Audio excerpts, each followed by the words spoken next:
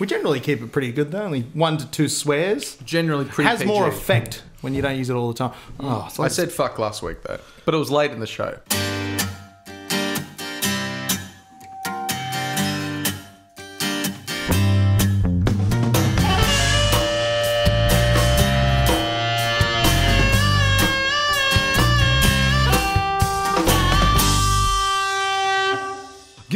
And welcome to the Joust. Recording live, but not really live when you're watching it. Live when we're recording it from the gents upstairs at the Commonwealth Hotel. Gee, it's good to be back at the pub because we don't know how much longer we could be here. Liam, how are you doing tonight? Look, I'm doing well. Obviously, I will be doing a lot worse when we can't get to the pubs and clubs, especially missing out on the commie. You know, obviously, not a place you like to miss out on going. No. But look, I think it's inevitable. We're all going to be locked in our houses again very, very soon. And, you know, hopefully the government swings us a couple of bucks. That'd be very nice. Scotty, give us a call, mate.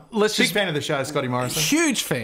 I can never get him off the phone. Liam, what a turbulent, sort of exciting game it was there on Sunday afternoon, the 4 o'clock game, because, you know, when we lose, we like to lose to the entire nation. Yes. And we watched it together again. Another game we managed to squeeze in the same room, which is probably only the 4th or 5th time we've managed to do it in our entire lives. 26-16. Is that the result that we wanted, Liam?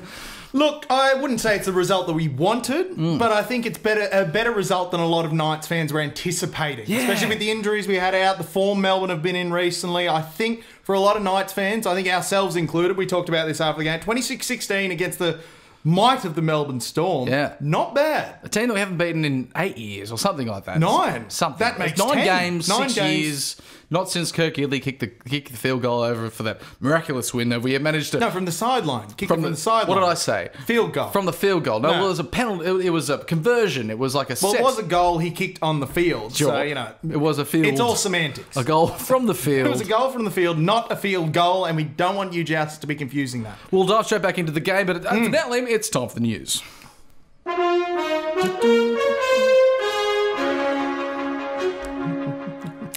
Huge news now, you right off the top. This has just come in mere minutes ago. We got a call from Adam. Hold the front page. Hold the front page. We got a call from Adam, and Adam said to us, boys, we've signed Blake. And we said, who? Who is that man you're talking about? He said, Blake Green. We said, of course we do. said, absolutely. Of course, because we need a half. But no, we don't. But, you know, I think it was really nice of Adam to give us a call and say, Obviously. look, take him up to the gents, show him around, give him the run of the place. And I think it really obviously reflected well on the club, having him see our input into the club and how we work. I thought it was going to be I thought, like, you know, obviously he's over in New Zealand, but I remember he's just down there in Terrigal. It's just a short trip. Then they fixed all the M1 roadworks. You know, it's 110 the whole way. And look, if you're going from Terrigal to Newcastle, that is a massive upgrade. Yes. He'll be so glad to finally be out of Terrigal and into the place where, you know, God was conceived. There's only so many times you can run up the Skillion. Skillion? Is that what it's called? I don't know. What the big hell's cliff the thing. Skillion? The big cliff thing. Greg, do you know what it's called? The Skillion. It's a big, steep, grassy cliff thing that you can run up. I don't know how you can run up a cliff. No, that's what it is. Reverse abseiling. No, you don't climb up it. You run up the part and then it drops off to the water. Ah, right. And that's sort of like the Do many people fall off? Well, possibly. Not by accident. No, yeah. So it's you know, there's only so many times you can go up there and go, gee, this is nice, before you think Terrigal's a bit of a hole. So now he's come to well, we've got much better cliffs now with obviously with the Anzac Walk. It's Absolutely. Look, they don't have an Anzac Walk in Terrigal, and I think that's disgusting. The fact that Terrigal are not honouring the Anzacs, they're not doing anything for the Diggers. No. We built a bloody big bridge over a cliff. What's Terrigal doing for the Diggers? I think they really do a good Anzac Day service. Not good enough. I think that people come in on a boat, but you cannot find a... That's in poor taste. You can't... What do they get them in on a boat in front of sheer cliffs? They just row, start throwing rocks at them or they something? row in and they row in. They row, I think, and it's dawn, but it's a nightmare to find a park. I would imagine so. Well, that surprises me, because it seems at dawn services generally everyone starts drinking at sunup. So I'm amazed there's cars there at all. Yeah, well, you don't plan on drinking rum and milk. That's what they drink. Yeah, but you arrive and you think, well, we won't. And they go, we'll have one. I can't think of anything more disgusting than rum and milk. Because I'm fairly certain they use Bundaberg rum. Oh, obviously. And let's not beat around the bush. That is a terrible product. Awful. Woeful product. I think the last time I had it, I believe it was with you, Yeah, Scott, I actually don't mind it. at West's. Yeah. And it was just after Bundy and Coke on tap had arrived, Yes. and I think we tore. No, it was like we were the West Lees Club, sponsor of the Newcastle Knights and owner of the Newcastle Knights, is one of the last bastions of where you can get Bundy and Coke. They still have it? No, I think they got rid of it. Rightly so. Couldn't sell any of it. It's always a bit mixed tasting. Sometimes it just tastes like Coke, and other times it doesn't really taste like Bundy. It just tastes sort of metallic, like you're sucking Yeah. on a penny. But that's a better taste than Bundy. So that's but Blake Green though. We didn't actually talk about Blake No, Green. Blakey, welcome to the club, Blake. Welcome to the Marvellous Club, you 33-year-old bastard. What do we think he's going to bring? What does Blake Green offer to you that Kurt Mann at 6 didn't? Well, as you rightly called him, he's a bit of a. Some will call him the journeyman. Others will call him a bit of a club. Aficionado. Well, we could use that word, Liam, if we were a family show. Yes. It's. I think we've described him as a bit of a football floozy. A footballing floozy. Because- Now, why would he be called a footballing floozy? I'll walk you through the clubs that he's been at before. Please and thank you. 2007 Parramatta Eels, following on to the Cronulla Sharks, then the Canterbury Bulldogs, then nipped up to Hull, down over across to Wigan, back to the Melbourne Storm, Manly Sea Eagles, New Zealand Warriors, then hopped over the Tasman, and now he's in Newcastle. That's his 9th club, Liam. 9th club. That's got to be some kind of a record. I know Tyron Smith, I believe, played for 7 New South Wales Rugby ARL and NRL teams. So that's got to be. This is his 7th NRL club. He's tied the record. Yeah. And what an honour to have a record tying man at the club. You know, a milestone man. 7 ARL/NRL clubs. Well done to him. Is he just sort of like the casual teacher of NRL players? Is he just going from school to school and just not really, waiting for the call each morning? Or maybe I'll get picked, maybe I won't. Because we decided, we were thinking, is he just not a likeable guy? Is he? No, from all accounts, he's wonderfully likeable. And I was about to bring that up. I mean, if we're going to talk casual teaching and how to compare him to, I feel like he'd be that really cool casual teacher. You go into class and he's like, got a surprise for you. Wheels in the telly. Yeah. Love those casual You teachers. want Mr. Green. You don't want, Mrs. Allardyce that comes in every other day and makes you do math. I don't want that. I'm not a nerd, mate. No. You a nerd, Scoots? You want someone that's going to say, hey, guys, let's go out and, kick the footy around after. Just give them the reward system at the end there. Exactly. Let you do a crossword, but then gives, the person that gives the crossword the fastest a lolly. There's a real reward-based system. No wonder a nation of diabetics we are. This is terrible news. Before we get to Blake, it's interesting. We've obviously pushes Kurt Mann to the dreaded number 9, a position that you only see players retire in. Forcing out these terrible injuries, and you just think, I don't know, should we do this to Kurt? He's been so. What has he said to Coach O'Brien? What has he said to make him go? Kurt, you're going to number 9.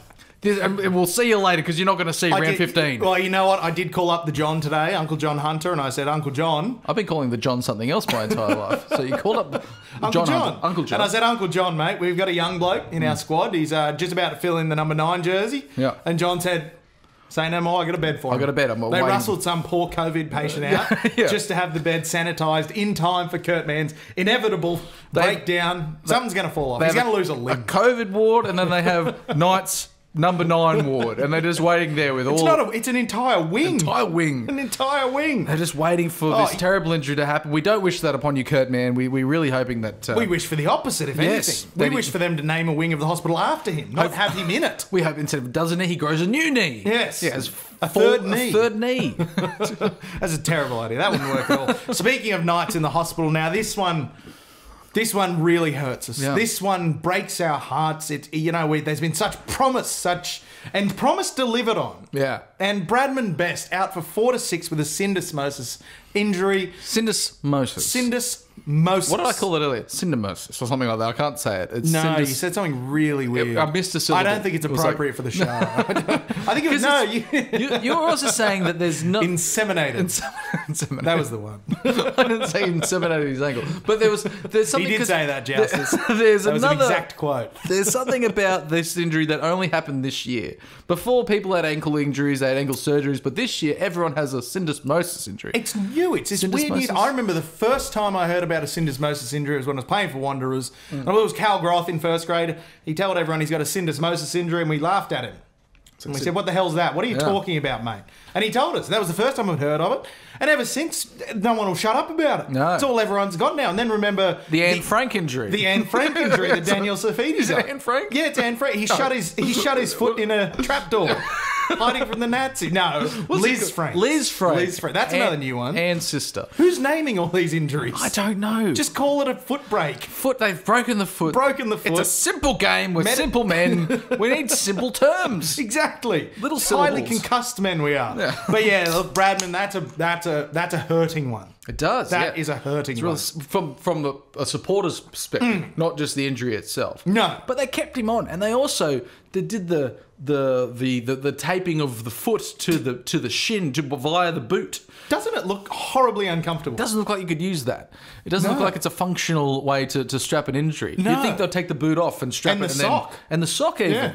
Yeah. Maybe. But then put the sock Or maybe Bradman forgot to shave his ankle, not knowing he was going to suffer this injury. See, if someone had gone to him before the game and said, look, Bradman, you're going to do a syndesmosis injury, let us just quickly strap you under the boot. That would have saved a lot of time and a lot of effort. I just thought I had an idea for a thing, because you know how like your strapping tape really hurts when you take it off. Yes. And then you lose all the hair. And some people shave their legs because they don't want to take all the hair off, so they take all the hair off in preparation. I was thinking maybe if you had some sort of stocking that you can put over and then strap over the stocking, but I guess the stocking would probably fall down and The gather. stockings would fall down. Yeah. Yes. When was the last time you wore pantyhose? They just...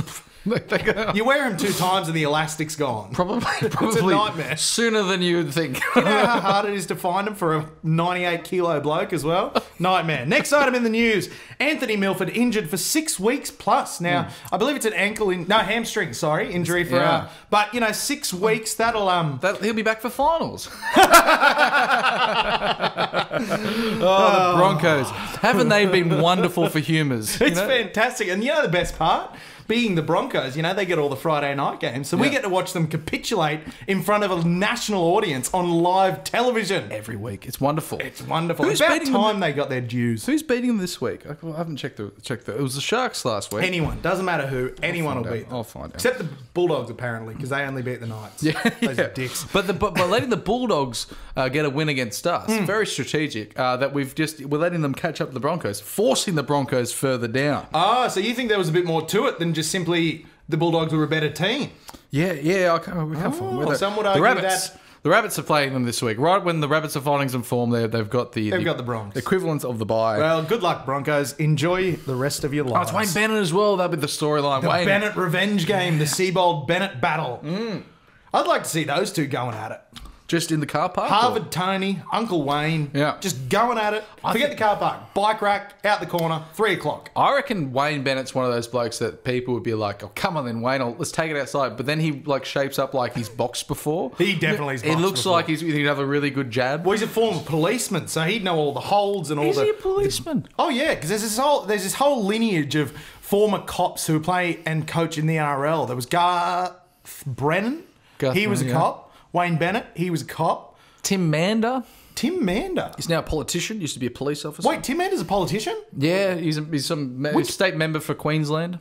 Huh. I believe if I'm... What a bizarre career change. Yeah. Sirenen. Paul Sirenen was another cop as well. Is it really that bizarre? Politician, referee. No, actually, both very hateable groups of people. Very Yeah. good point, Josh. Very good point. Next item in the news, Todd Payton. Now, we've spoken quite a bit at length on this show about the coaching merry-go-round.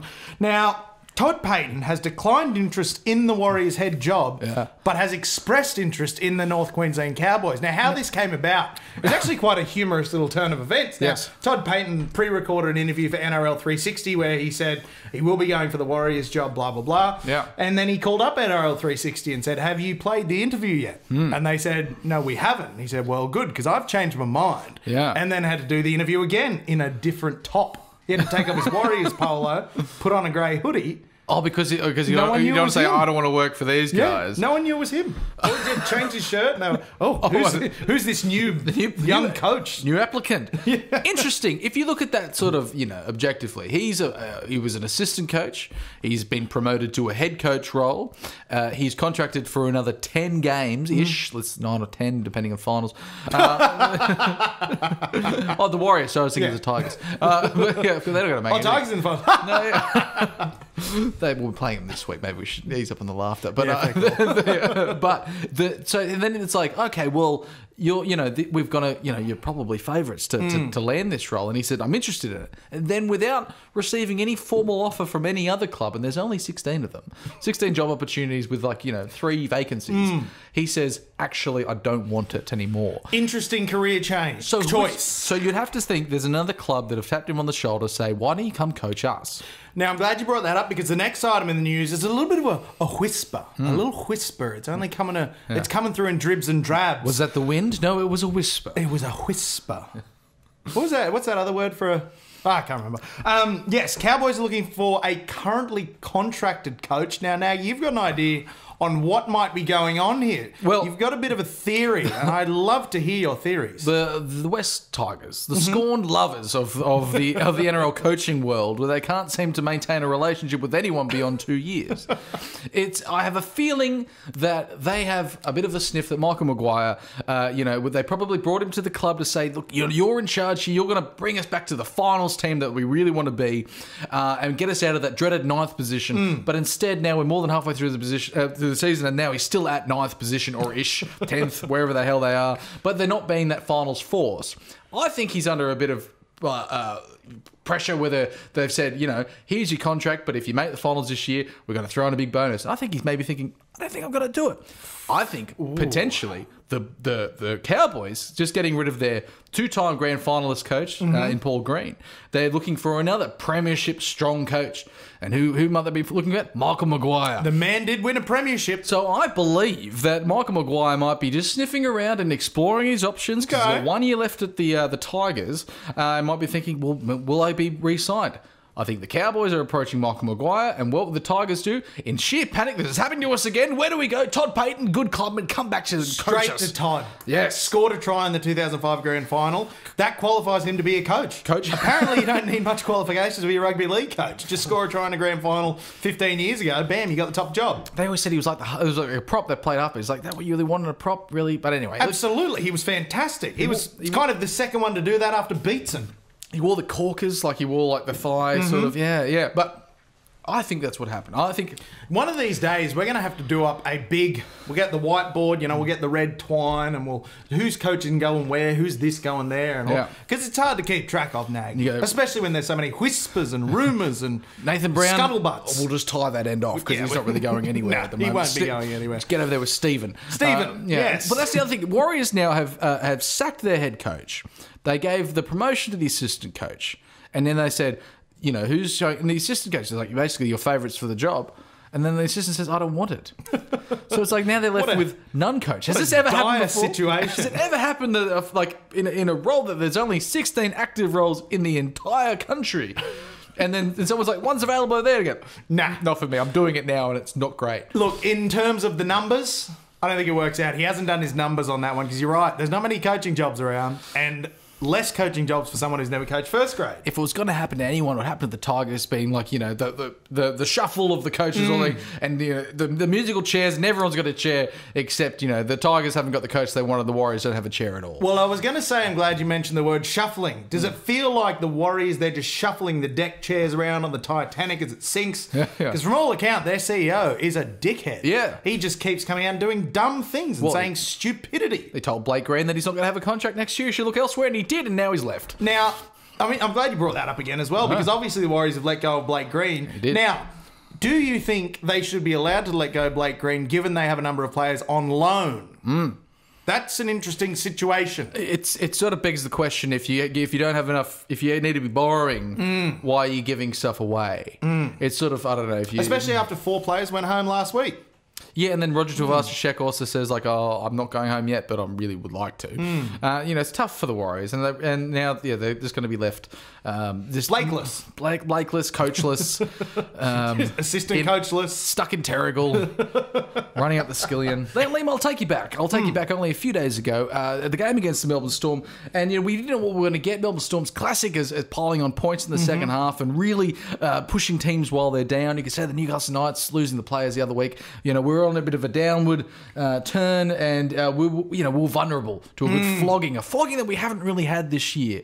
And so it was interesting to see how the boys would respond. But the good thing about the Knights of this year, now you just use the word flogging. Now, in the Knights of old, losing 26-16 would not be considered a flogging. No. Brownies Knights especially. Yes. If you're getting a flogging when you're coached by Brownie, you're getting a real flogging. 2016, a 10-point loss was a win. Yeah. it was about as good as we got. Yeah. But this we came out with some vigor. We definitely competed, and you could tell there was moments in the game that they just out sort of played us, and they sort of lured us, I believe, into some silly mistakes. And then they have their enormous bench coming on and just going mental. Where do they find these giants? I don't know. New Zealand. Why are They're all the Kiwis. teams? All the teams seem to be bigger than us. I don't know what it is. We're a very small team. Yeah. It just seems like, I don't know. But they managed to just, Suiasi Vunivalu running in on Bradman Best, knowing that, and putting a lot of pressure and sort of shutting down that whole side. He's a huge man too, like running at 18-year-old Bradman Best. Statuesque. Bradman Best only was 8 months old when Cameron Smith made his first grade debut. Now look at him. And so then now look at him. He's ruined his ankle forever. Yeah. Cheers, Cameron. So, but like the game was never out of reach, but at the same time, which keeps us the feeling that we could have won it, and that's a terrible feeling because we're constantly disappointed, just reaching up, about to hit the surface of the water, and someone drags us back under, and then we have to do all that hard work while holding our breath. And so, but it was. If they ran away with it and they put more and more points on us, it almost would have been like, oh well. But because they kept us right into it up until like the very end, they made it feel like a game. They never looked like losing the Storm, but in the end, it was 3 tries to 4. And you know what made me feel a lot better about the result after the game was when Coach. I can do that with it. Yeah. That's what I'm paid to do. That's actually what you recorded. We did that. We did that here. So Mr. O'Brien, he came out in the press conference and said, "Look, I'm really proud of the boys." Yeah. He was proud. He said they showed resilience, all these things that he wasn't saying last week. And that really, it made me feel a lot better. Yeah. If Coach is proud of the boys, Coach thinks the boys did well, I'm proud of the boys. It's sort of like I think the boys did well. It's like when you win a game and then you come off and then your dad goes, you didn't play very well, but then you come off and you lose and you think he's going to say He's that again. right there. Your father's actually in the room. It's crazy. Gregerman here. Welcome to your first live audience member of the Joust.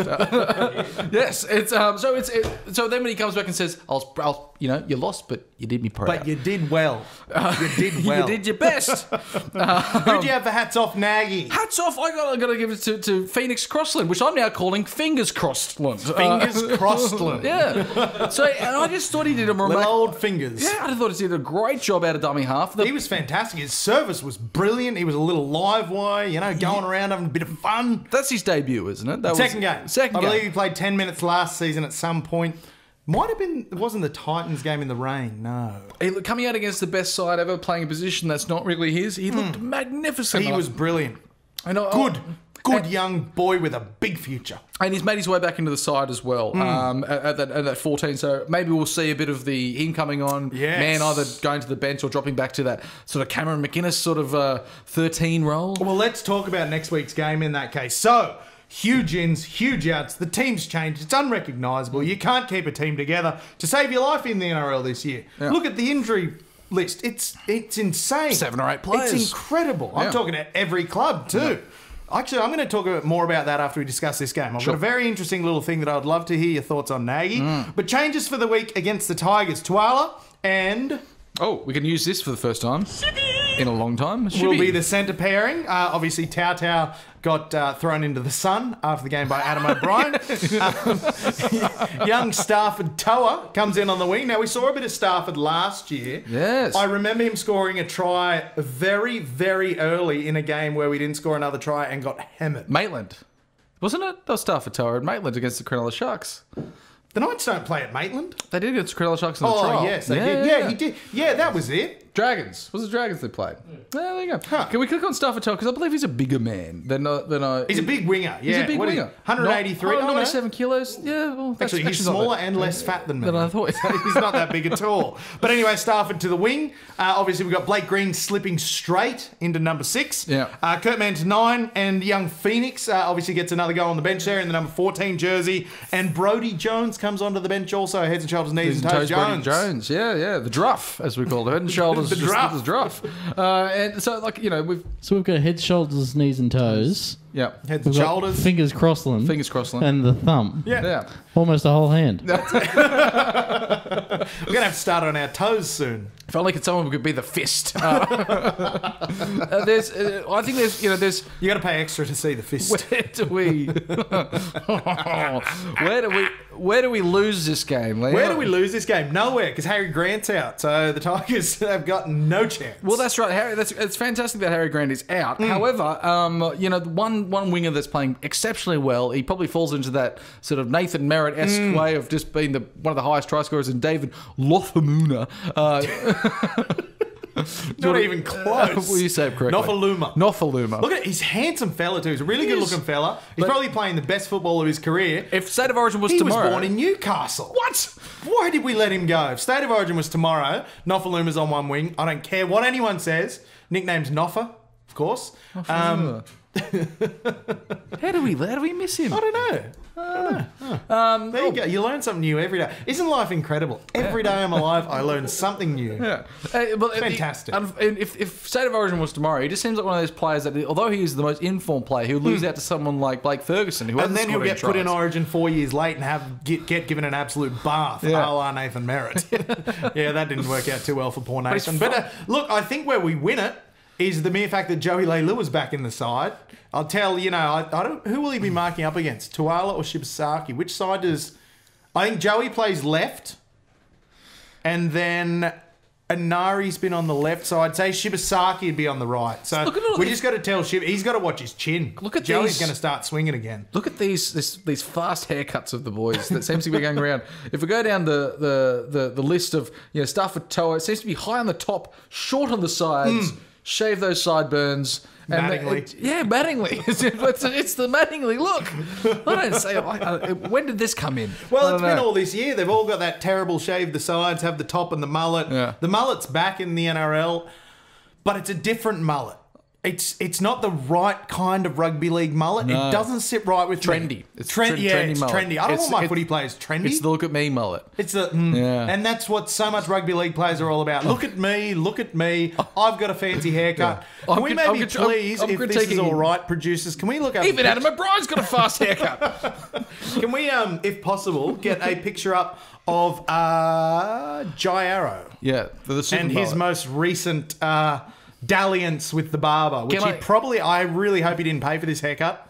Can I say we're critiquing men's haircuts? I haven't had a haircut since pre-COVID, and that's at its best. It's gotten a lot worse recently. He's shaved the rest of good. the top. I like that. That's good. See, now that's a good rugby league mullet. Yeah. But what he's done now is he's shaved the top all the way to right where the mullet starts, and now he's just got the locks in the back. Yeah. It's a gutsy move. It's not paying off for him. I feel like it's like something like under 16's country grand final. Like you get one of the people that goes, "Oh, there's going to be a few people watching this today. I'm going to do something extravagant with my hair." Or it was like, we used to go on footy trips all the time for school games and rep games and whatever. You'd always have one person who'd bring a set of clippers. Yeah. So we'd all give each other haircuts. We'd go home, mum and dad, you look like dickheads. What's going on here? What's this all about? We're like, we shaved our heads. Clippers were the best thing ever when you realise you could do it yourself. And at that time, speed stripes were very in with the rugby league Because you crowd. could just So go you'd always... Yeah. What were you talking about? I was just saying that I shouldn't be critiquing anything because my hair looks terrible. It looks fantastic. It doesn't. Mag. And your hair last year for the entire year looked like a barrister's wig. It did, didn't it? Like it was kind of that cross between a barrister's wig and a short Mozart haircut. Yeah. No, Beethoven rather. Yeah, Beethoven. It was very Beethoven-esque. But anyway, how do we win against the Tigers? Well, we just got Blake Green coming into the side. What he does well is the short kicking game. I feel like it's quite strong. He seems like he plays with a lot of time. Mitchell Pearce seems like that's been an area of his game. Frantic. Well, that's why he's been frantic. He seems like he's playing with no time at all, and he's been making the wrong decisions. It's been putting pressure on Kalen Ponga to make those decisions. I feel like now we can just let the boys play. I feel like all he needs to do is just read where the winger is, and that's where we see him come into the game. And I think Blake will be a very good foil to Mitchell Pearce, because obviously we've seen Pearce this year. His knee's been pretty heavily strapped. Yep. There's clearly something going on there, so Blake Green taking a lot of the, maybe not a lot, but taking a good chunk of Just the a few of kicking. the touches, a few of the fifth tackle options, and just let him go. I feel Let like him go. I feel like it's like when you got the new kid at the side and they just play well, even though the man's 33 years old. He's played for he's had more clubs than hot dinners, and so but it's going to be interesting to see. You can't feel any pressure, surely, at this point in his career. No, not after being at the Warriors. He's been the new guy 9 times. He's probably more comfortable as the new guy than he is as the experienced guy in the club. Only ever plays 50 games for clubs. No more, no less. No more, no less. So what's that? We've got him for another 2.5 years. It'll be Apparently 30, so. 39 when he retires. It's got to look. If Pierce was to fall off the perch this year, and God knows it could happen with the amount of injuries that he's been having, it would be catastrophic. But now it's sort of like, well, we do have an experienced halfback. It's not catastrophic. It's just worrying. Worrying. But I worry about Mitchell's knee. Yeah, I worry. I just I worry about. Do you reckon we can slip that word in one more time? Worry. Worries. As a Knights fan, it's such a popular word. Over the last Also, decade and a half. Russell Packer's back in the West Tigers side. Yeah, he came back a few weeks ago and got sent off about. I think it was 10 Sin bin. minutes. Sin bin, yeah. 10 minutes into his NRL return. What's he famous for? Kicking a man in the head Stomping, in Martin Place. pissing, and then also like a General thuggery. sort of a rejuvenation of his character, and then celebrated once again. I believe he went to the University of Wollongong, turned his life around. From all accounts, he's now an upstanding member of society, which the prison system maybe works. Yeah, it's true. He's It doesn't. He wasn't institutionalized like that film Shawshank Redemption. But he can be known Shawshank for Rustdemption. all he can be known for is just during Kicking and pissing. Kicking and pissing. Because can we get footage of him urinating onto his own legs? I don't know if there was footage. I believe there was a still image. No. There's footage. There was footage? Where you can find? Oh, Russell Packer, urine. This better pay off. Yes. This joke better pay off. There we go. I believe there was a bit of drizzle outside of the pants, but he just I think it was a slightly rainy game, and he thought he'd get away with it. But he just You got to let wonder, it is he go. wearing underwear under those shorts? Because I know of one or two blokes back in the day, they'd forget the underwear, so they'd pull out the footy shorts. Like, oh, I didn't wear underwear today. And they'd get a bit of electrical tape, strap the fellas to the side, and then just run out like nothing was happening. like a gun strapped to the leg of a femme very fatale. much. And it's a holster, but inside the leg as opposed to Inside out the on the leg. hip. So, I know that happened a couple of times in my time playing footy, but God forbid the Wanderers. I never could have done it to myself. Never could have done it to myself. Where do we go from here? I don't know. Where do Stomping. you go from man urinating and stomping on people? Stomping, pissing, the sack limb. The sack. Speaking of pissing. All right, ladies and gentlemen, time to open the sack. Now, excellent reactions to the sack this week again, guys. Plenty in there to digest. A lot of statements again. I'm liking the statements. We can't include them as questions, obviously, but it's good to see. First question we've got here from Aidan Keller. Really nice, very simple, very succinct question. We got any players left? Yeah, it's true. And it's like we didn't. But now we do. So Adam O'Brien, of course, he reads the sack before he does anything of his day. He opens it up like a newspaper. And then he sort of goes... He's got two iPads. He just sits there, opens it up and flips the sack. And he Yeah. said... he doesn't goes, really know how the iPads work. and he goes, by golly, we don't! And then he got on the phone and then brought a player in. And it's worked handsomely so far. This sort of like, bargain bin, patchwork jobs of these players in this team, I'm really enjoying it. Because it's Yeah. sort of like, I don't know, it's like a side character just come into a new series. Like, Exactly. I love the loan system and what it's doing at the moment, mostly because it's revealed to the world how much of a madman Jack Hetherington is at the Warriors. yeah. He's insane. It's wonderful. It is wonderful. He'd run through a brick wall and then build another brick wall. Yeah. Only to run through it again. just Again. to see what was on the other side. Oh, I forgot what I was going to ask you before. Now, Justin, this is really a bit of a theory I've got going on at the moment. And I'd love to hear your thoughts on it, Justin, but mostly your thoughts now. Yeah. A lot of people are saying that whoever wins the 2020 season, their premiership win is going to come with an asterisk. People go, it wasn't a full season. It wasn't a full course. season. Blah, blah, blah. Yeah. I think it's going to come with an asterisk. But that asterisk is going to go to the other end of the scale. People are going to say 2020 was the hardest year to win the premiership because of the absolute battle of attrition that it's becoming. Yeah. With pretty much every team has at least a half dozen serious to season-ending injuries. Sure. So what I reckon is going to happen, people are going to look back on 2020 and say, yes, there was an asterisk, but whoever won it, they were the toughest, I suppose. They were. It's kind of like It's like Passion or Passchendaele, would you say? I would indeed. But anyway, that's the nonsense that's been running through my head the last week. I think you're onto something. I think you might be onto something. Thank God. I didn't think I was for sure. I lost you there for a few minutes. but Next we're back. question. Kelly Wilson, boys, of the available players we have, would you make changes as our mate AOB has mentioned? And what happened to Tex? Yeah. How did he go from making the team to being demoted below Phoenix? Fred Astaire, yeah, with the flip. I don't know. flip. He had the shame. I thought that would have been enough to keep him in the side. I think, to me, it's more because Phoenix suits that middle/dummy half role a bit better. Yeah.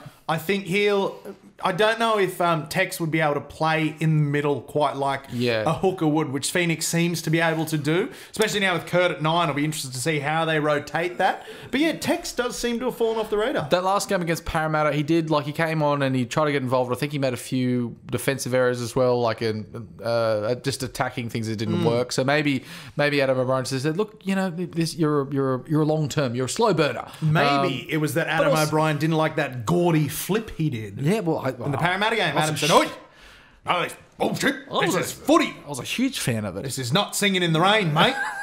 So yeah, I don't know. I think Adam loves Fred. Who was that? That was Gene Kelly, wasn't it?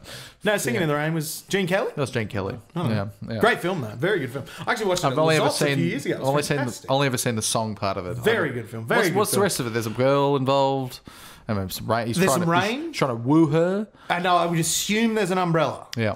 But, we can't make assumptions. That's just silly. Next question for Jared Carl. Does Kurt Mann deserve to lose his spot at 6 to Blake Green, considering he's been one of our best players? Sorry, just had a little testy pop there. Considering he's been one of our best players this season, I dare say he won't have the same impact at hooker. I think I agree with that last statement. Yeah, great question, JC. It's going to be interesting to see because we're taking the informed player out of the form. Takes away his running and takes, but he does get to direct play.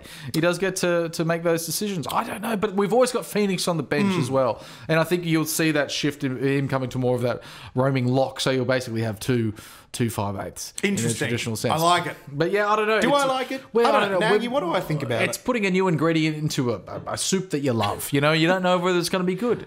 Does soy sauce go with tomato? Is soup a drink? I think soup's a drink. Depends on the viscosity. And the chunks. Yeah. Chunks. Yeah, the crumbled crackers. The crumbled crackers. Yeah, it's true. Whether it's soup's a meal. Yeah. What is the soup du jour? Yeah. Soup of the day. That sounds great. I'll have that. Final question of the evening. Josh Spiegelman, the original fourth jouster and dear friend of the show. Who's ahead in the race to be caught up between Liam and Nagy? Because one of you will get a run soon. Josh, we're a package deal, mate. We don't come as one player. We don't come as a second player. We're a package deal. There was a push from Sean Lazenby, a good friend of the show, just to see when we were coming up with COVID, we couldn't do much. We had to do stuff outside, and it was like, why don't we test each other's athletic ability against each other and film it? And I thought it was the worst idea I've ever heard because what about feats of strength? It would be the most. I haven't heard that idea until right now. I'm all for it. I think Nagy's hitting this one. I think it'd be great to film it. He knows I'm going to win. The most unimpressive because you used to run, Liam. You used to be used to being the operative term. You had a sprinter's calf. I ran across the road the other day, almost collapsed. Yeah, it's tricky. Jesus. But it would have been busy road too. It'd be the least impressive athletic showing of anyone ever. And since who was the Eric the Eel, the guy that just Eric Musambani? That was a wonderful effort, Eric Musambani. That was inspirational. They didn't even have a pool in Equatorial Guinea, and he's made the Olympics. We should, and he won his heat. If we do it, let's get someone that's really quick. Like we get like Nathan Ross versus you and I. So we've got like a measure of that's actually like someone running very quickly. So it doesn't look like maybe we see now this man is an icon in Equatorial Guinea. He can't move in Equatorial Guinea. They see him and they mob him on the streets. And I think he built a pool. It was his first swim in a 50-metre pool. He's still got the cord out of his Speedos as well.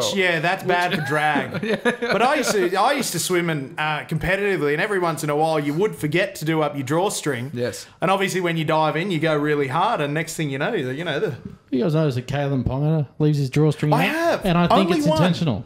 Yeah, I think he's trying to create a signature I look. think it's a fad. He's just a stringy boy, isn't he? He's a He's a stringy fella. He's a no But look tuck. at Eric there. You know, it looks like he's swimming through pudding. He's still going. He's just throwing the arms around so hard, and they're just not working. And you can for tell him. he went so hard. I love how they still have the world record time up. Like, And he got the tumble turn done. oh, the fatigue has set in. Oh no! We all know it too well. Everyone would have cheered him on. What a sporting legend. He needs a statue. Yeah, like Bronze. We'll just listen to the audio. Just go on, Eric. Go, Eric. He's almost there. He's not. I think he's like halfway. You know when they put that line in front of the swimmers for the world record time? Yeah. That's finished. That's out of the building. That's gone out of Homebush. That's in Bankstown, that world record line. But look, that string, that means I think 10 metres to go. So he's 10 to go. He's about 40 seconds outside world record time. But by God, he was giving it his best. I'm mocking him. He can swim faster than I can. So good on him for that. He's still going. He's getting a round of applause. Imagine being the coach. He's the real man that should be feeling responsible. I didn't think he Because had a coach. At some stage, he's Right. it's still going. He's still going. Oh, sorry. He was exactly 1 minute outside of world record time that he finished there. He's moments away from breaking into another stroke, like from breaking into the best. He's just so tired. What a great sporting moment, though. I know we like to poke fun and make jokes, but look at that standing ovation. Standing ovation at the, I believe it's the Ryde Aquatic Centre down there in Sydney. Greg Smith was sort of the Eric the Eel of the NRL. And of course the Knights got him. Only the Knights would sign the Eric Musambani of the NRL. Oh, Christ. Have we got any more questions? That's it for the sack. That's it for the that's sack. Liam, where are you going to be watching the show? We're watching the show. Where are you going to be watching the game? The mighty Commonwealth Hotel will have Get to leave there the Jets. while you can. We'll put the seat down, give it a flush. We'll go downstairs into the pub. We'll we're enjoy this beautiful rugby league game that we love so much until we lose.